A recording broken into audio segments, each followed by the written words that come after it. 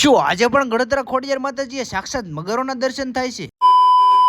તો સ્વાગત છે મિત્રો તમારો અમારા મોર મિની વ્લોગમાં. બપોરના વાગી ગયા છે 12 અને પ્લાન થઈ ગયો છે ગળતરા ખોડિયાર માતાજીએ જવાનો. પછી તો તમારા ભાઈની ગાડી ધીમે હાલતી જ નથી, પણ હજી તો સરાણામાં આવ્યા ત્યાં બપોરના વાગી ગયા 2. પછી તો આવી ગયા હોટલમાં કરી લેવી પેટ પૂંજા. આપી દીધી ખાલી થાળીઓને અમારો કેપ્ટન મુંજાણો. એટલે આમાં કાક નાખો જ ખરા ને કે છૂટા વાઈટ કાકા કરી.